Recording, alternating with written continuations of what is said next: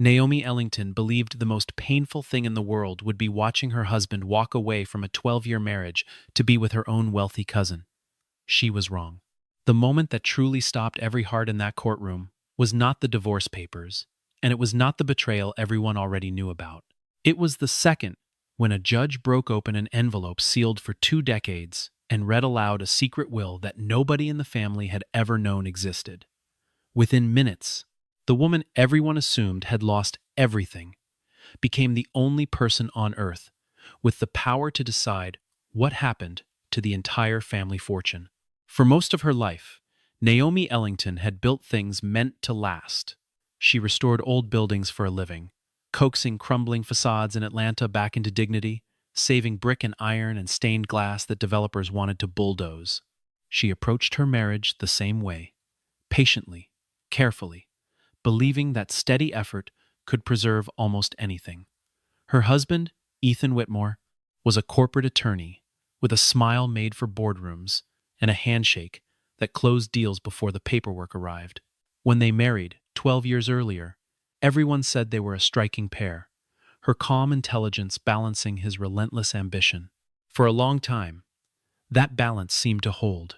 In the early years, their marriage had the particular texture of two people who genuinely liked each other, not only loved each other.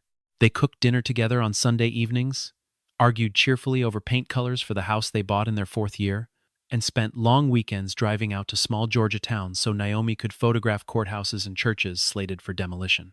Ethan used to say he admired the way she saw value where other people saw ruin, the way she could stand in front of a collapsing porch and describe, with total conviction, exactly what it would look like restored.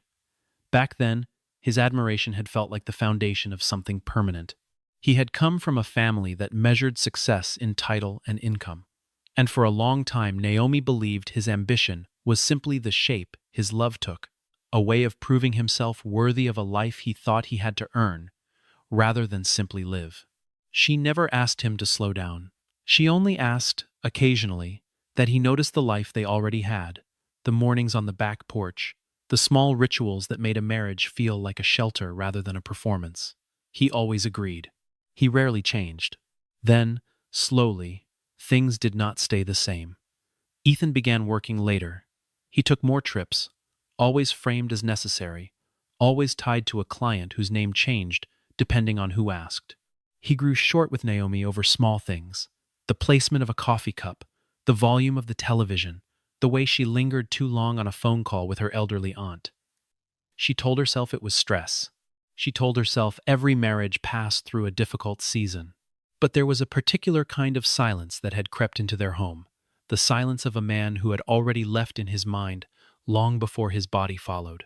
Vivienne Sinclair, Naomi's cousin, had a name that appeared in real estate magazines and business panels, a woman who built a fortune buying distressed properties and turning them into gleaming towers.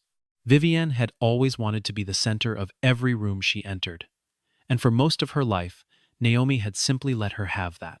Family gatherings meant Vivienne's stories, Vivienne's achievements, Vivienne's laughter carrying over everyone else's. Naomi never resented it, not really. She had her own quiet satisfactions, a marriage she trusted, a career she loved, a life built with her own 2 hands rather than inherited money. It was Ethan's business trips that started including Vivienne. First, it was a shared flight, a coincidence, or so he said. Then a joint presentation to investors. Then late dinners that ran past midnight, texts that Ethan angled his phone away from, a new cologne that Naomi did not recognize. She noticed everything, the way she noticed hairline cracks in old plaster, the kind of damage invisible to anyone who did not know what to look for. She said nothing at first, because saying something meant admitting what she already suspected, and some part of her was not ready to lose the life she had spent 12 years building. The night of their anniversary dinner, Ethan chose a restaurant they had never been to before, a small detail that later struck Naomi as deliberate, as though he could not bear to break her heart somewhere they had shared happier memories. The candles were lit, the wine was poured, and Ethan waited until the entrees arrived before he set down his fork and told her, in the same measured tone he used for closing arguments, that their marriage was over. Naomi sat perfectly still, the restaurant noise fading into a dull hum around her, and asked him the only question that mattered. Ethan did not hesitate before answering. He told her he loved Vivienne, that he had for over a year, that he was sorry for the timing but not sorry for the truth. He spoke carefully, the way he spoke to opposing counsel, choosing words that softened his own responsibility while still delivering the verdict he had clearly rehearsed. He said, "Things happen." He said people grow apart. He said he had tried to fight it for a long time, as though loyalty were a battle he had lost through no fault of his own, rather than a choice he had simply stopped making. Naomi did not raise her voice. She did not throw her glass or overturn the table, though some distant part of her understood that either reaction would have been forgivable. Instead, she asked him quietly how long he had been planning to tell her, whether the anniversary dinner itself had been chosen deliberately, a stage for an ending, rather than a celebration of a beginning. Ethan did not answer that question directly, and his silence told her everything the words could not. She folded her napkin, set it beside her untouched plate, and walked out into the cool autumn evening alone.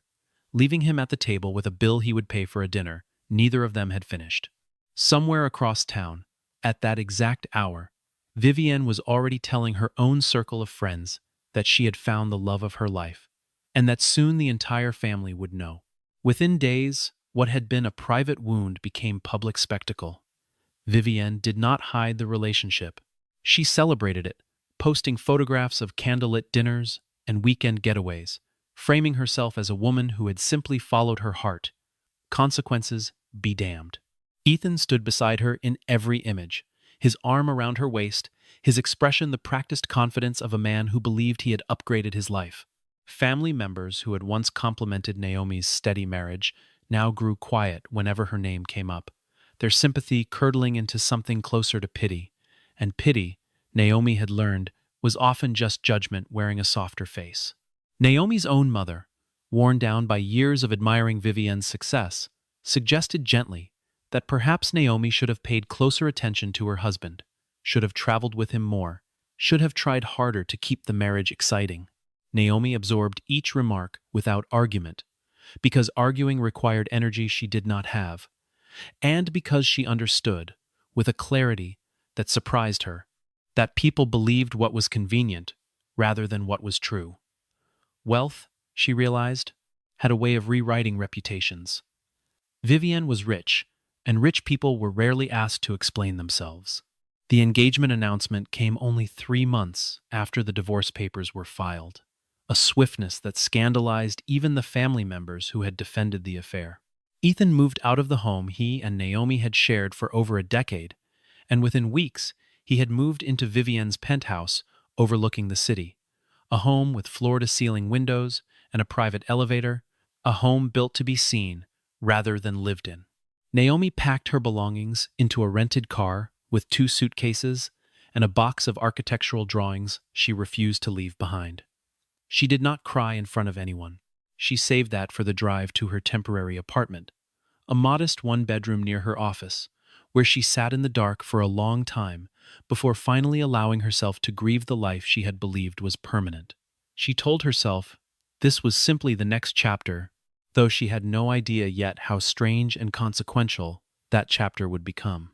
2 weeks after she moved into the small apartment, her phone rang with a number she did not recognize.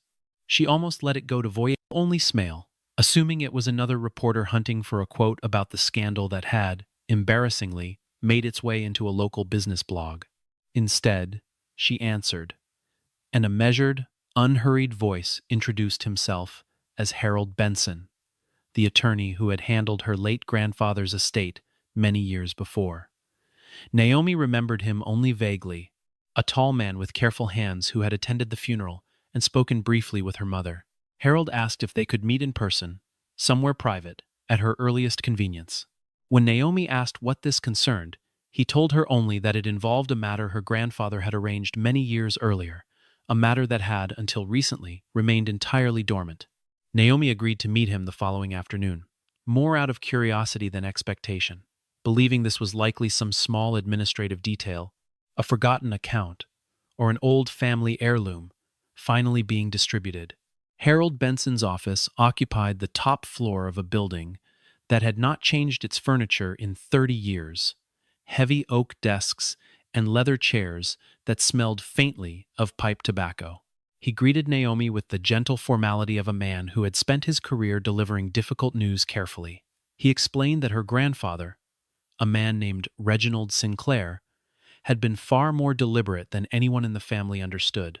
A man who had watched the younger generations circle each other with the wary competitiveness that often accompanies inherited wealth, and who had decided, decades earlier, to protect his legacy against exactly the kind of betrayal now unfolding. Harold told her that her grandfather had drafted a second will, one that existed entirely separate from the document the family believed governed the estate. This second will, he explained, had been sealed under a specific condition. It could only be opened if two things occurred within the family. First, a divorce involving one of his direct descendants. Second, a dispute over the family's assets significant enough to reach a courtroom. Naomi listened, stunned, as Harold explained that both conditions now appeared to be converging, and that he had been legally bound to wait, silently, for 20 years, for this exact combination of circumstances. Naomi asked what the will contained. Harold told her, with a small, apologetic smile, that even he did not know the full contents, only the conditions required to unseal it. The envelope itself remained locked in a vault, notarized and untouched, waiting for a judge's authorization before it could be opened. He explained that her grandfather had been a careful man, a man who had watched his own siblings tear a family business apart decades earlier over questions of inheritance, and who had vowed never to let the same fate claim what he built. He had spoken to Harold only once about the second will, late one evening in this very office, saying simply that he hoped it would never need to be opened at all, that its existence was meant as insurance against a future he prayed would never arrive. Naomi sat with that thought for a long moment, staring at the worn leather armrest of her chair, trying to reconcile the grandfather she remembered, a quiet man who preferred gardening to business meetings, with a man capable of such deliberate long-term planning.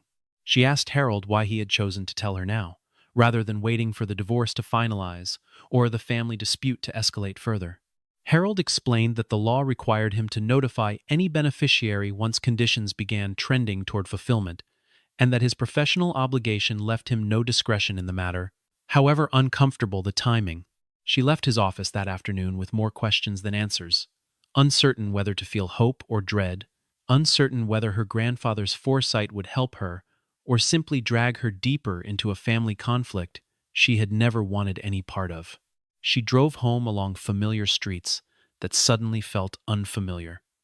The ordinary landmarks of her life recast in the shadow of a secret that had been waiting patiently for 20 years to find her. The wedding, when it came, was staged with the kind of extravagance only old and new money combined could produce.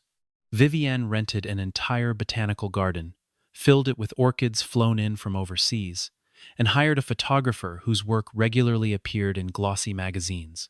Local news outlets covered the event as a fairy tale, a self-made real estate mogul marrying a respected corporate attorney, love finding its way despite scandal.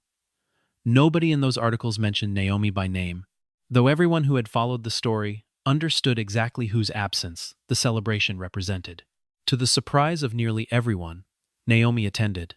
She wore a simple charcoal dress, no jewelry beyond her grandmother's small pearl earrings, and she moved through the crowd with a composure that unsettled more people than it reassured. Guests whispered behind champagne flutes, polite greeting, and found a quiet corner near the garden's stone fountain, watching the ceremony unfold with an expression nobody could quite read. She watched Ethan say his vows to Vivienne with the same steady voice he had once used to promise her forever, and she felt, to her own surprise, less pain than she expected.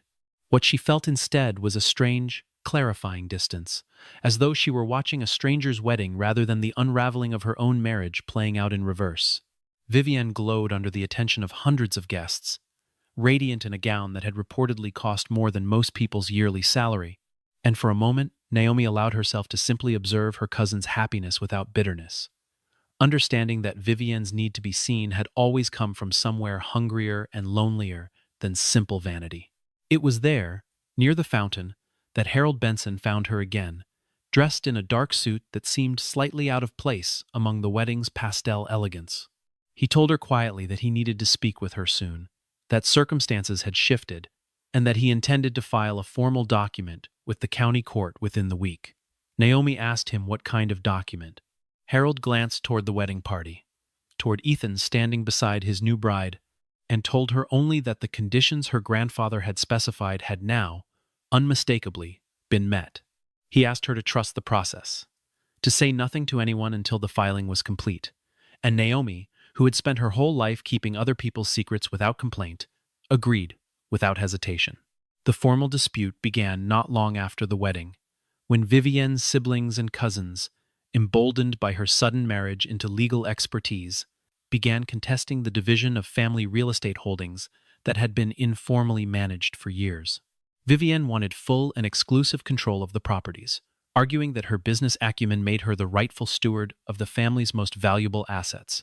Ethan, still riding the confidence of his new marriage, represented her legally, drafting aggressive filings that painted other family members, including distant relatives who had quietly maintained the properties for decades, as passive beneficiaries with no real claim to leadership. Naomi was summoned as a witness, nothing more. Nobody expected her testimony to matter beyond a few background details about the family's history. She sat in the gallery during the early proceedings, watching Ethan argue with the same polished confidence he had once used to reassure her during difficult seasons of their marriage, watching Vivienne sit beside him with the satisfied posture of a woman who believed she had already won. The rest of the family, aunts and uncles and cousins who had spent years assuming they understood the shape of their inheritance, looked increasingly uneasy as the proceedings dragged on, sensing something larger, moving beneath the surface of an ordinary property dispute. Day after day, Naomi sat through testimony that painted a version of the family history she barely recognized. Vivienne's attorneys described her as the natural inheritor of their grandfather's business instincts, citing her public success as evidence of a birthright, rather than simple ambition backed by considerable starting capital. Other relatives, hoping to carve out their own claims, offered competing narratives, each one designed to elevate their own contribution while diminishing everyone else's. Naomi listened to cousin after cousin describe properties they had never once visited, investments they had never once managed, speaking with the easy authority of people who had simply waited their whole lives for money to arrive without effort. Nobody asked Naomi to elaborate on anything beyond confirming basic dates and family relationships. She answered each question briefly, careful not to volunteer information nobody had requested. Though she found herself increasingly unsettled by how confidently people spoke about a legacy most of them barely understood.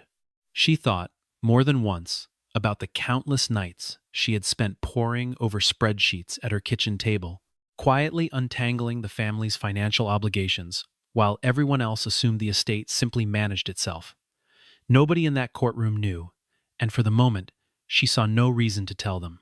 On the third day of hearings, Harold Benson rose from his seat in the gallery and requested to address the court. Judge Eleanor Brooks, a woman known throughout the Atlanta legal community for her precision and her low tolerance for theatrics, allowed him to approach. Harold explained, in careful legal language, the existence of a second will, sealed for 20 years, whose conditions for release had now been satisfied by the very events playing out in that courtroom. He requested the court's authorization to open the sealed envelope, submitted for the judge's private review before any public reading. A ripple of confusion moved through the courtroom. Vivienne turned to Ethan, her expression shifting from confidence to alarm. Ethan objected immediately, arguing that no such document had ever been disclosed during discovery, that its sudden appearance smelled of manipulation. Judge Brooks studied Harold Benson for a long moment before asking to see the notarized conditions attached to the will. After reviewing the paperwork in chambers, she returned to the courtroom and announced, without a trace of hesitation, that the envelope would be opened and its contents read into the record the following morning. That night, Naomi did not sleep. She sat in her small apartment surrounded by the architectural drawings she had brought from her old home, tracing the outlines of buildings she had spent years restoring, wondering what her grandfather could have possibly written 20 years earlier that might matter now. She had never imagined herself at the center of anything, had spent her whole life content to work quietly while Vivienne collected the spotlight. Whatever waited inside that envelope, she understood, was about to change that permanently. The courtroom the next morning was fuller than it had been all week, word having spread quickly through the family and, inevitably, through the local business community, that something unusual was about to unfold. Judge Brooks entered, took her seat, and without ceremony, instructed the court clerk to bring forward the sealed envelope. Harold Benson stood beside the bench as the wax seal, unbroken for 2 decades, was finally cut open. The judge read slowly, her voice carrying easily through the silent room. The will began with a simple declaration from Reginald Sinclair, stating that he had watched, in his final years, the way ambition and greed had begun to divide the people he loved most, and that he feared what might happen to his legacy once he was gone. He explained that he had drafted this second will as a safeguard, a document meant to remain dormant unless the family proved, through their own actions, that his fears had been justified. The will revealed that the true principal heir of the family's most significant holdings was never intended to be Vivienne, despite the assumptions the family had operated under for years based on an earlier, incomplete document. Reginald had structured his estate deliberately, splitting control between a public-facing will, the one everyone believed governed his fortune, and this private one, meant only to activate if betrayal and legal conflict tore through the family exactly as he feared. The courtroom sat in stunned silence as the judge continued reading, each sentence peeling back another layer of a plan nobody had known existed for 20 years. Vivienne rose halfway from her seat, protesting that this could not be legitimate, that no attorney had ever mentioned a second will during the original estate proceedings after her grandfather's death. Her voice cracked with a mixture of disbelief and something closer to panic, the practiced composure that had carried her through years of business negotiations finally beginning to fracture in front of the same cameras that had once celebrated her engagement. Ethan reached for her arm, attempting to pull her back into her seat, his own expression torn between concern for his wife and the dawning recognition that whatever was unfolding threatened him just as directly. Judge Brooks silenced Vivienne with a single sharp glance and continued reading. The will specified that if a divorce occurred among the family's direct descendants, and if that divorce became entangled with a subsequent legal dispute over the estate, then oversight of the entire trust would transfer, not to whoever held the loudest public reputation, but to whoever had demonstrated, through years of quiet action, genuine responsibility toward the family's holdings. Harold Benson then addressed the court directly, adding a detail that had not been part of the written will, but that he was legally obligated to disclose as part of the estate's full record.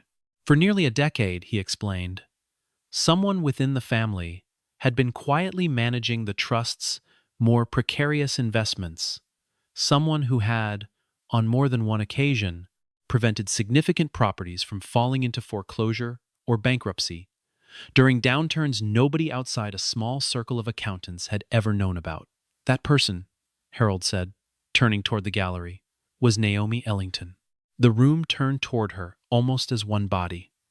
Naomi sat perfectly still, her hands folded in her lap, absorbing the weight of dozens of eyes she had spent her entire life avoiding.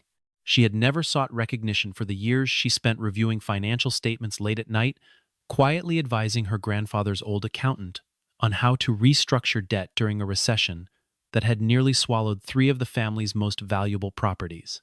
She had done it because she loved the buildings, because she understood what it meant to preserve something fragile, and because, unlike Vivienne, she had never needed anyone to know.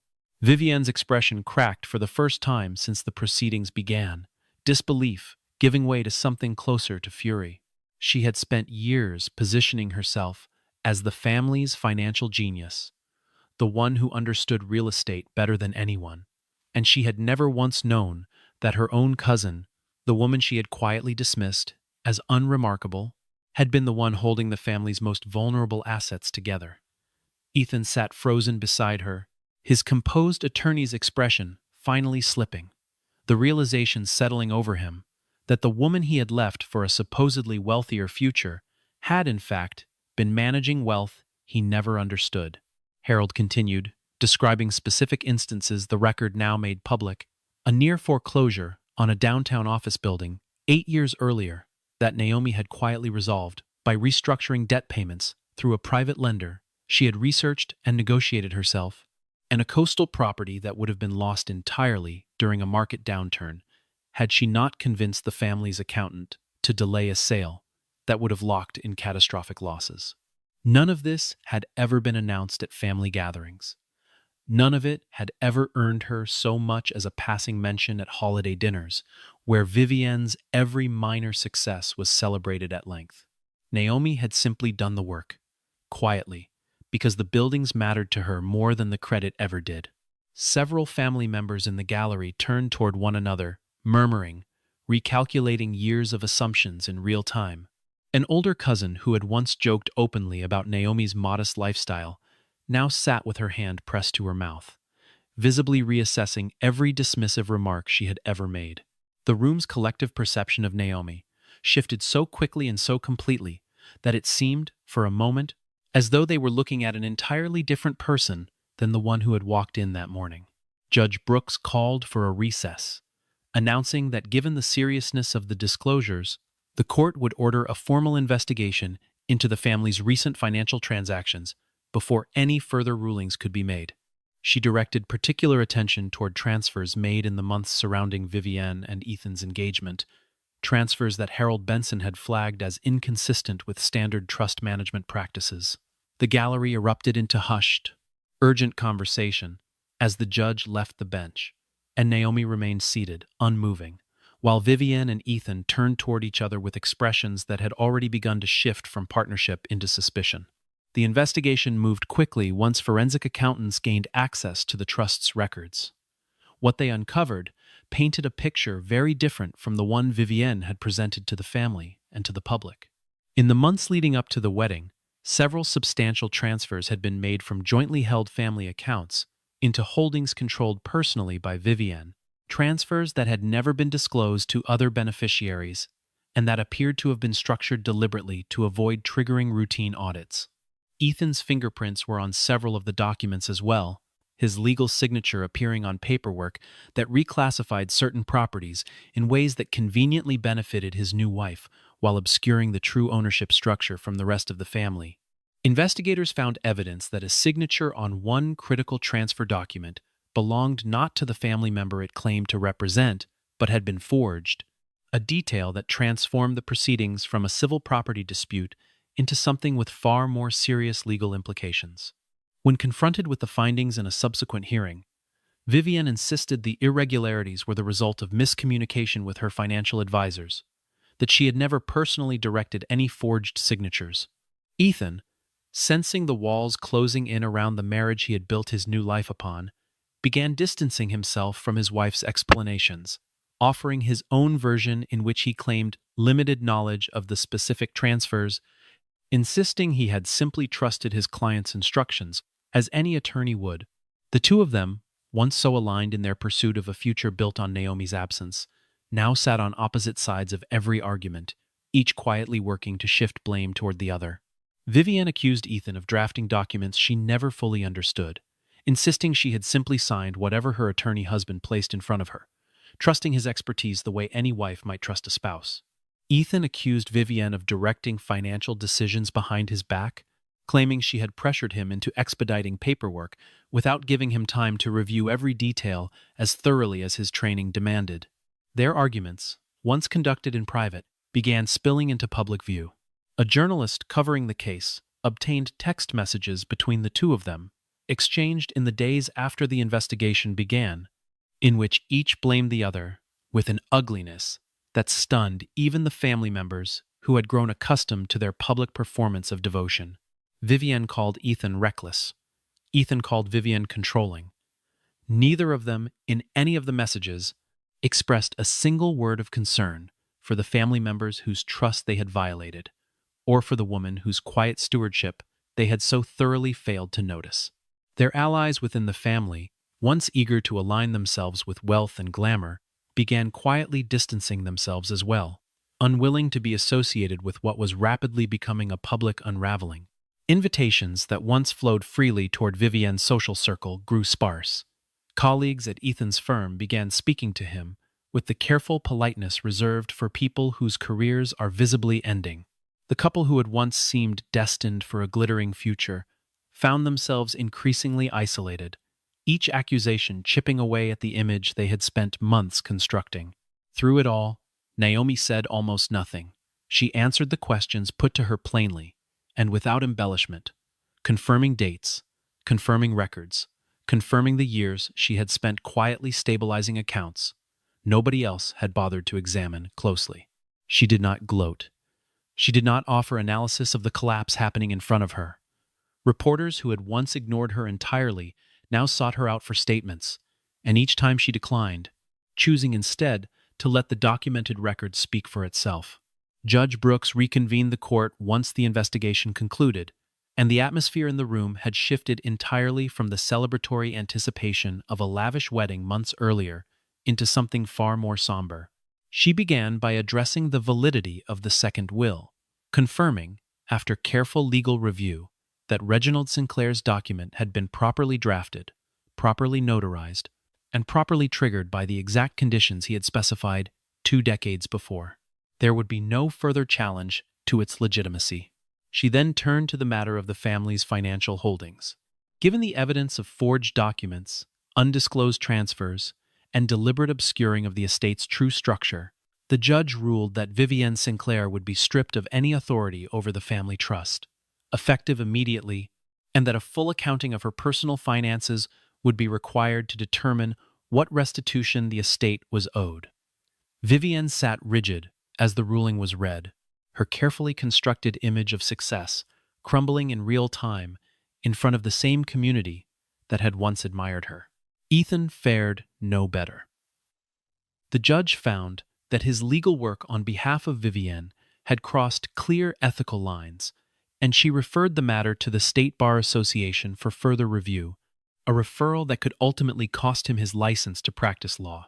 He was formally removed from any role connected to the estate, his ambitions of stepping into a life of inherited wealth and prestige collapsing in the same courtroom where he had once confidently argued for exactly that outcome. Finally, Judge Brooks turned to Naomi. She acknowledged the years of quiet financial stewardship documented throughout the investigation, the consistent pattern of responsible decisions made without recognition or reward, and the clear intent of Reginald Sinclair's will to reward precisely that kind of integrity.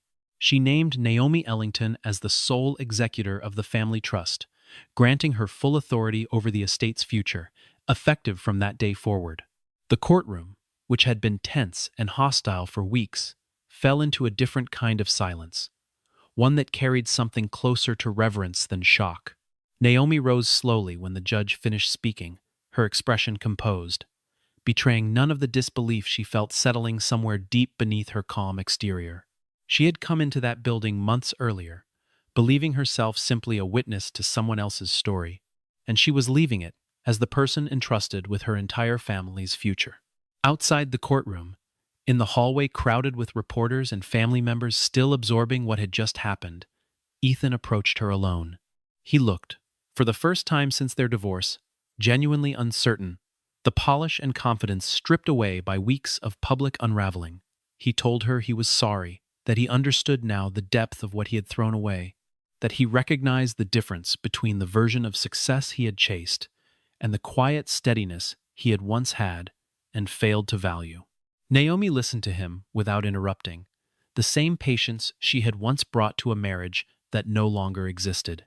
When he finished, she told him, gently but without any trace of hesitation, that she forgave him for her own sake, because carrying anger would only slow her down, but that forgiveness did not mean a return to what they once had. She had built something else now, something separate from him entirely, and she intended to keep building it. Ethan nodded, understanding, perhaps for the first time, that some doors do not reopen, no matter how sincerely someone knocks.